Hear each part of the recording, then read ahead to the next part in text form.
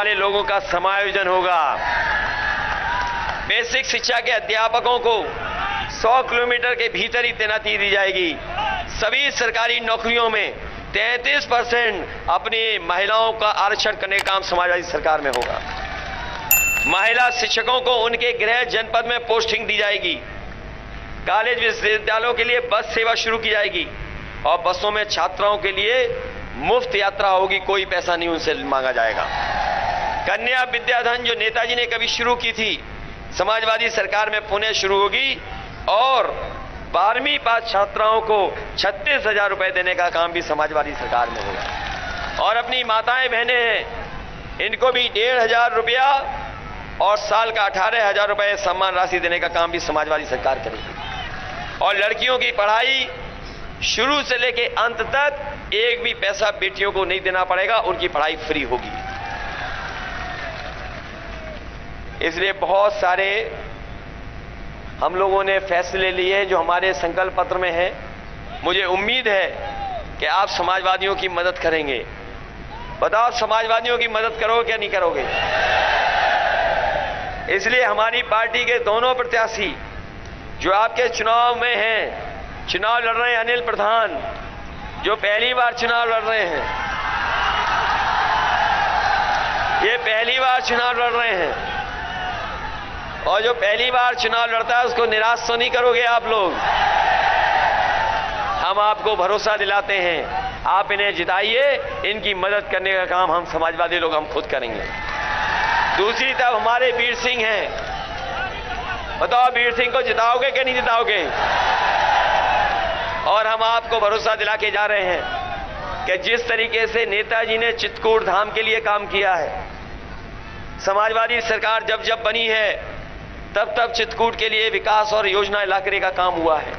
अगर हमें विशेष योजनाएं भी चित्रकूट जिले के लिए लानी पड़ेगी, पानी पीने की व्यवस्था को, पानी खेतों तक पहुंच जाए, स्वास्थ्य की सेवाएं, शिक्षा के क्षेत्र में और नौकरी रोजगार के क्षेत्र में भी अगर हमें महत्वपूर्ण फैसले लेकर के यहाँ के लोगों के बीच में खुशहाली लाने का काम करना पड़ेगा तो हम समाजवादी पार्टी के लोग करने का काम करेंगे।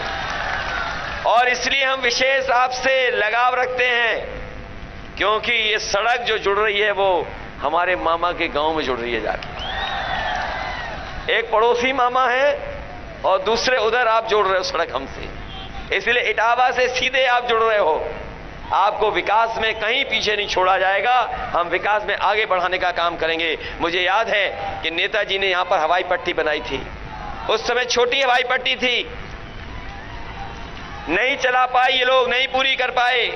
हमने इसको बड़ी हवाई पट्टी बना दिया और इसलिए बना दिया कि यहां पर बड़े बड़े हवाई जहाज भी उतर जाएं। लेकिन इस सरकार ने 5 साल लगा दिए, उस हवाई पट्टी को पूरा नहीं किया।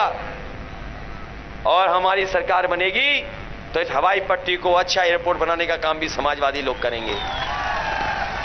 और हम अपने नौजवानों को कह के जा रहे हैं कि इधर आपने देखा होगा बहुत सारा कारोबार, बहुत सारा काम मोबाइल से, इंटरनेट से शुरू हो गया है।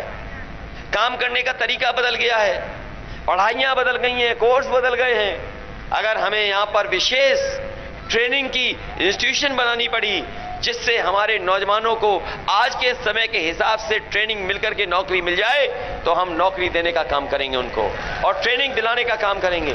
क्योंकि आईटी के सेक्टर में समाजवादी पार्टी ने तय किया है कि 22 लाख नौजवानों को उसमें नौकरी और रोजगार देने का काम समाजवादी सरकार में होगा। हम समाजवादियों ने बुजुर्गों के लिए, महिलाओं के लिए, बच्चों के लिए वो रोपवे शुरू कराई थी। हमारे बाबा मुख्यमंत्री ने केवल एक काम किया, उसका रंग बदल दिया और उद्घाटन कर दिया। बताओ ये रोपवे किसने दी थी? चित्रकूट में समाजवादियों ने दी थी।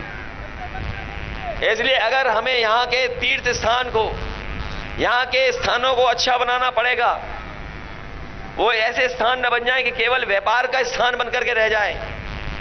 भारतीय जनता पार्टी हर चीज में व्यापार करती है, धार्मिक चीजों में भी व्यापार करने लगेगी। अगर हमें आध्यात्म से जोड़ करके इन स्थानों का निर्माण करना पड़ेगा, अपने चित्रकूट धाम को आध्यात्मिक रूप से अगर लोगों के आने जाने, रहने और मंदिरों में घूमने के लिए सुविधा भी देनी पड़ेगी, तो हम सुविधा देने का काम करेंगे, जिससे चित्रकूट धाम भी और जगहों से अच्छा दिखाई दे। हम अपने जो जनजाति के लोग हैं, जो ऊपर रह रहे हैं, जिन पर सुविधाएं नहीं पहुंच पाई हैं, हमारे ट्राइबल लोग हैं, बड़ी संख्या में हैं, हम उन्हें भरोसा दिला के जा रहे हैं। एम्बुलेंस भी उन्हीं के लिए बढ़ा रहे हैं, पुलिस की 100 नंबर की गाड़ी भी उन्हीं के लिए बढ़ा रहे हैं चित्रकूट के लिए। और साथ ही साथ अगर हमें समाजवादी पैकेट में घी, सरसों का तेल, खाने का सामान अगर बांटना पड़ा तो सबसे पहले चित्रकूट में आकर के हम बांटने का काम करेंगे। और न केवल खाना पीना, बल्कि हमें अगर समाजवादी पेंशन जो 1500 रुपए महीना महिलाओं को देना है, अगर सबसे पहले बांटने का मौका मिलेगा तो वो भी चित्रकूट में आकर के हम लोग बांटने का काम करेंगे। इसलिए चित्रकूट के भाइयों बहनों, किसान भाइयों, मजदूर भाइयों, नौजवान साथियों, इस उत्तर प्रदेश को बचाने के लिए आप साइकिल पे मदद कर देना, इस देश का लोकतंत्र बचाने के लिए मदद कर देना, इस देश के संविधान को बचाने के लिए वोट कर देना। ये भारतीय जनता पार्टी के लोग जहां देश की बड़ी बड़ी संपत्ति बेच रहे हैं, जहां हमारे किसानों को धोखा दे रहे हैं, और सोचिए कभी काले कानून को लड़ते लड़ते हमारे 700 से ज्यादा किसान शहीद हो गए। इस सरकार ने कोई परवाह नहीं की। हमारे पहले चरण के किसानों ने अपने मान सम्मान से चुनाव को छोड़ दिया और पहले चरण में भारतीय जनता पार्टी को वहां से सफाया कर दिया। इसलिए किसान भाइयों, इन्हें माफ मत करना, इन्हें साफ कर देना उत्तर प्रदेश से। बताओ, 700 से ज्यादा किसानों की जान ली है इन्होंने, बताओ माफ तो नहीं कर दोगे इन्हें? और मैं कह के जा रहा हूं, मैंने हर सभा में कहा है कि भारतीय जनता पार्टी के प्रत्याशी अगर कान पकड़ करके 700 बार भी उठक बैठक लगाएंगे तब भी हमारा किसान और गरीब इन्हें माफ करने वाला नहीं है। इसलिए जिताइए, साइकिल के चुनाव चिन्ह को जिताइए। मैं जानता हूं यहां के अधिकारियों ने बहुत अन्याय किया हमारे संगठन के लोगों पर। हमारे जिलाध्यक्ष को कितने दिन जेल रहना पड़ गया? 3 महीना इन्हें रहना पड़ा। और भी नेता हैं, एक 5 महीना रहे, और भी रहे, एक 4 महीना रहा, 5 महीना रहा। बताइए, इतना बड़ा अन्याय। याद रखना, ये सरकार अन्याय कराती है अधिकारियों से, कोई अन्याय नहीं कराता है, सरकार अन्याय कराती है।